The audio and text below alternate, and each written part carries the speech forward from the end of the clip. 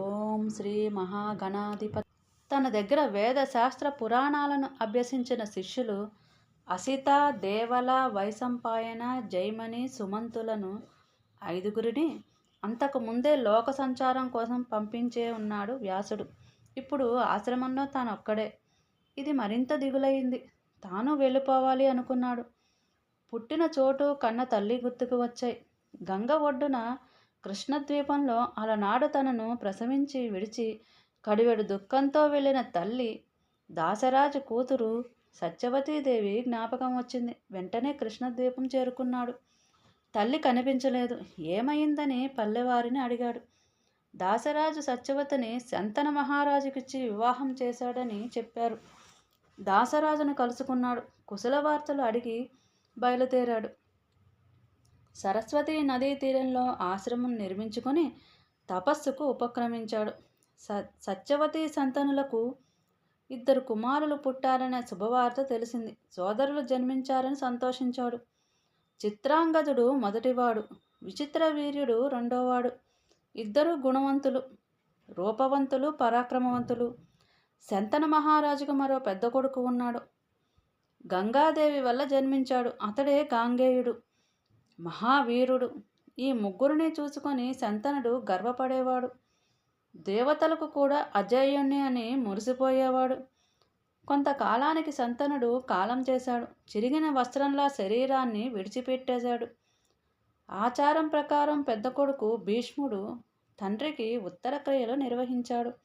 చిత్రాంగదుణ్ణి పట్టాభిషిక్తుణ్ణి చేశాడు. సమర్థుడయ్యుండి తాను రాజ్యం వదిలేశాడు కనుక అప్పట్నుంచి గాంగేయుడు దేవవ్రతుడయ్యాడు. కాలం గడుస్తోంది. ఒక రోజున చిత్రాంగదుడు వేటకు వెళ్ళాడు.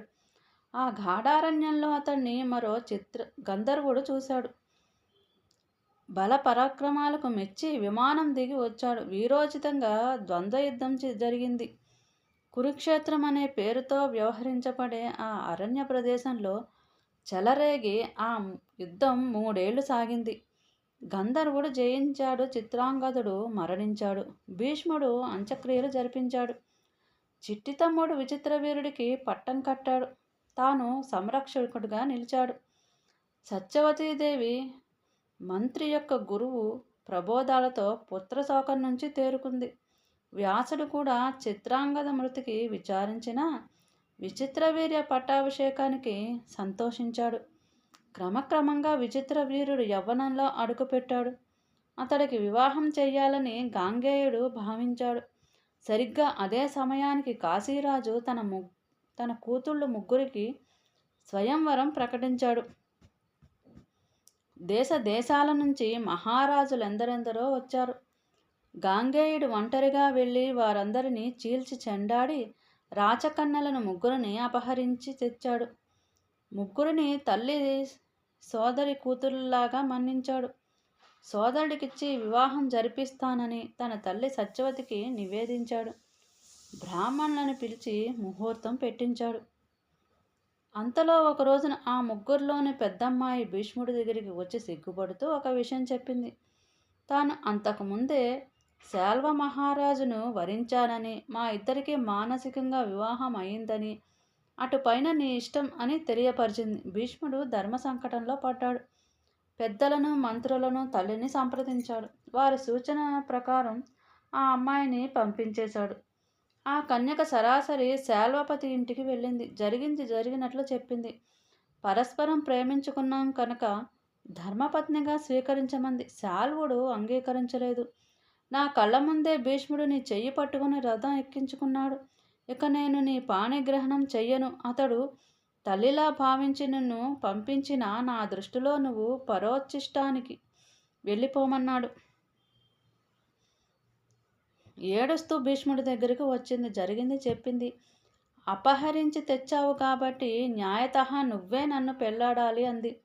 లేకపోతే మరణిస్తానంది. భీష్ముడు ఒప్పుకోలేదు. మరొకరికి మనసిచ్చిన దానవు నిన్నెలా మనవాడుతాను, పుట్టింటికి పొమ్మన్నాడు. ఆ కన్యకామణి అవమానం భరించలేక అడవులకు పోయింది. తపస్సుకు ఉపక్రమించింది. తక్కిన 2 కన్యలు అంబిక, అంబాలికలను విచిత్రవీరుడు వివాహమాడాడు.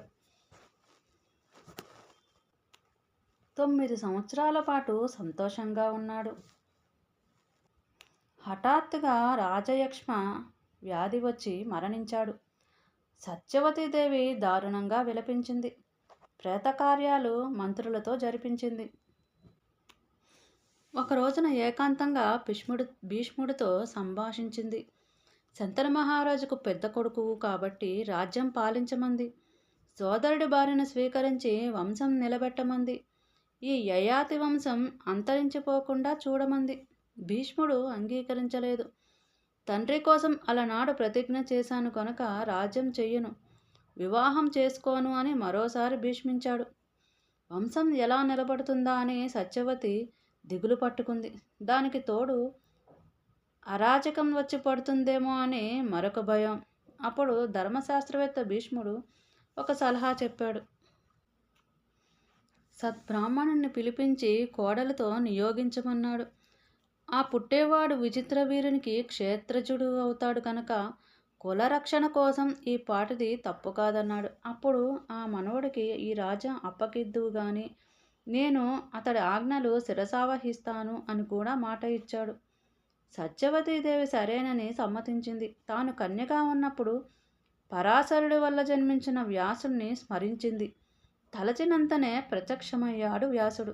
తల్లికి నమస్కరించి నిలబడ్డాడు. భీష్ముడు వచ్చి పొగలేని అగ్నిలా ఉన్న అన్నగారికి సపర్యలు చేశాడు. సత్యవతీదేవి మెల్లగా తన మనసులో మాట బయటపెట్టింది. వంశం నిలబెట్టమంది. వ్యాసుడు ఆప్తవాక్యంగా స్వీకరించాడు, అంగీకరించాడు. ఓం అన్నాడు.